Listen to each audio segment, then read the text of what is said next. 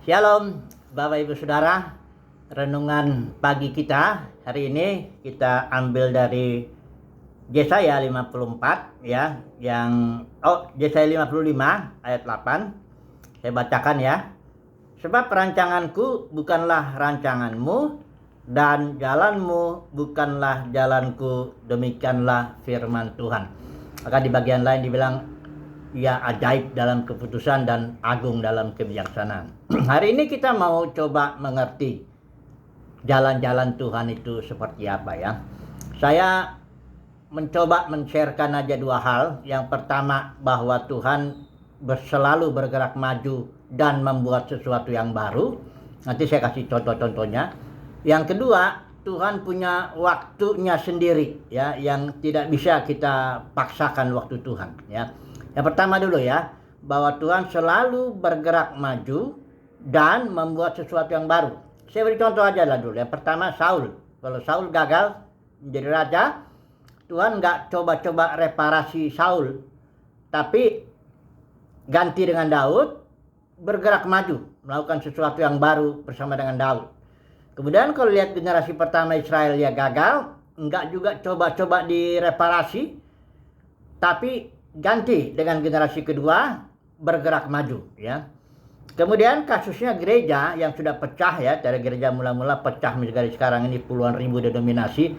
Tuhan tidak coba-coba satukan itu denominasi-denominasi itu supaya kembali seperti gereja mula-mula kayak organisme begitu ya. Tidak. Tuhan bangunkan para pemenang untuk menggantikan atau merepresentatifkan gereja yang sudah pecah belah itu. Tiap zaman ada para pemenangnya ya. Saudara kalau baca Wahyu pasal 2 pasal 3 sudah paham apa yang saya katakan ini ya. Kemudian satu lagi Israel ya.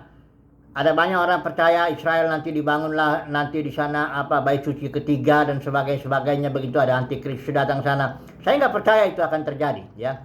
Kenapa? Karena prinsip kerja Tuhan, sekali Tuhan sudah genapi itu seluruhnya, bait suci itu sudah genap, bait suci sudah ada Yesus itu dan sebagainya genap semua, hukum Taurat hancurkan, Tuhan hancurkan itu bait suci, Yesus nubuatkan itu, tidak ada satu batu pun terletak di atas batu yang lain, dan Tuhan Yesus tidak pernah nubuat itu akan dibangun lagi, karena emang gak ada gunanya, sudah selesai ya.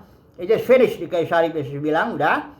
Tuhan sekarang bergerak maju dengan konteks perjanjian baru. Jadi Israel akan dipulihkan dalam konteks perjanjian baru. Tuhan nggak pakai lagi perjanjian lama. Saya nggak percaya itu nanti dibangun bait suci ketiga, ada antikristus datang sana, ada pengangkatan, ada masa sengsara besar 7 tahun itu enggak. 1 kali 7 Daniel itu sudah digenapi ya. 77 kali 7 Daniel itu sudah digenapi. Enggak ada jedah atau gap theory itu yang mengatakan nanti yang 1 kali 7 nanti.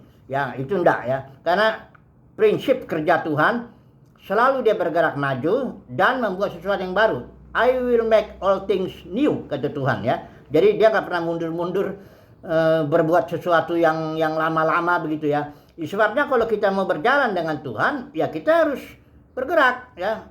Hati-hati juga dengan fellowship kita dengan orang kayak Abraham, fellowship dengan Terah, akhirnya dia mandek, dia diharan dia.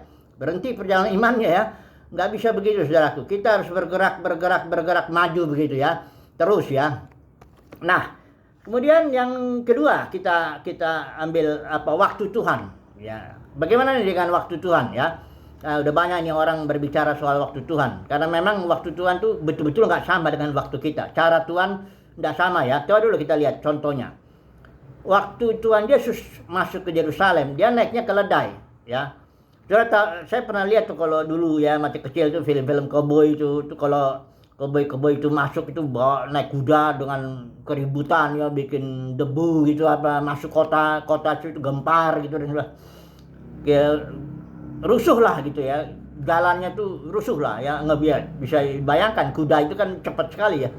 Tapi Yesus jalannya dengan keledai ya, lambat sekali ya, lambat tapi pasti. Yerusalem gempar juga dibikin gerakan Yesus yang jalan dengan keledai itu.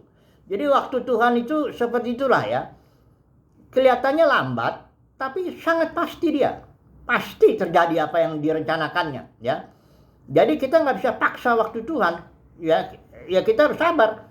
Abraham dijanjikan tunggu 25 tahun, Daud juga itu sabar ya, berapa Yusuf 13 tahun apa kurang lebih segitu ya. Sabar, semuanya dibentuk Tuhan dulu ya, disiapkan dulu ya. Ada waktu Tuhan lah ya, kita nggak bisa paksakan kalau soal itu ya. Nah, sekarang bagaimana kita supaya kooperatif dengan Tuhan ya, agar kita memahami jalan-jalan Tuhan ya. Nah, saya melihat pertama kita harus lunak ya, gampang dipimpin. Yohanes 10 mengatakan, domba-dombaku mendengar suaraku. Ya, jadi kita harus belajar, ya udah dengar suara Tuhan aja. Kemudian Wahyu pasal 14 mengatakan para pemenang itu mengikut anak domba kemana saja dia pergi. Jadi luas gitu ya. Kalau kita mau mengikuti jalan Tuhan, kita jangan kaku, jangan senang bikin kemah kayak Petrus ya. Kalau Petrus itu begitu lihat penglihatan, dia lihat ada Tuhan Yesus, ada Musa, ada Elia, langsung dia bilang, Tuhan baik, bagaimana kalau kami bikin kemah di sini ya. Emang manusia tuh senangnya gitu, mandek ya, bikin kemah, nyaman di situ gitu ya. Nggak mau bergerak gitu ya, karena bergerak itu memang ada risikonya ya, berjalan tuh ada risikonya daripada mandek diam. Terus Tuhan bilang gini, Bapak di surga, jangan kau dengarkan anak ini ya, dengarkan anakku ya, jangan kamu mau bangun kemah, mau bangun kerajaanmu sendiri, mau mandek sendiri, enggak. Kalau para pemenang itu kita mau belajar ikut Tuhan, jalan maju ke depan ya. Dan jangan takut di depan itu. Di depan itu justru lebih dahsyat lagi. Baru Tuhan kerjakan, I will make all things new, yang baru, yang besar, yang bahkan jauh lebih banyak daripada dapat kita doakan dan pikirkan. Itu firman Tuhan bilang. Kalau kita jalanin jalan Tuhan ke depan ya, jangan takut. Jalan orang benar seperti cahaya fajar, kian bertambah terang dia. Jadi di depan itu makin cerah ya. Jangan khawatir apapun di depan. Karena kalau kita mengerti prinsip pekerja Tuhan, prinsip jalan-jalan Tuhan, itu pasti luar biasa di depan. Kalau Tuhan di belakang itu sudah menolong kita, ya, di depan dia akan lebih lagi, ya. Karena itulah cara Tuhan. Ya. Jadi mari kita mengikut Tuhan itu kuncinya, ya. Ikut Tuhan, ya. Jangan ikut pemimpin, jangan ikut aliran, jangan ikut denominasi, jangan mandek gitu lah. Ini kalau orang Kristen senang mandek ya. Nggak mau jalan gitu, maunya nyaman. Ya memang nyaman kalau diam itu nyaman ya. Tapi kalau orang yang mau ikut Tuhan bergerak ya, terus bergerak maju. Kalau Yesus bilang tuh, kalau sama Petrus kau ikat pinggangmu, kasih ke orang, dia akan bawa engkau ke tempat yang kau nggak suka. Tapi bergerak maju terus ya. Dan akhirnya kita akan melihat ya, pendeknya ujung-ujungnya itu luar biasa hidup kita. Happy ending. Dan kita akan melihat bahwa dia melakukan jauh lebih banyak daripada yang dapat kita doakan dan pikirkan. Sepanjang ikuti terus jalan Tuhan ya. Ikuti cara waktu Tuhan ya. Bersabar, ikut ke depan terus. Pandang kepada Tuhan Yesus. Haleluya. Amin.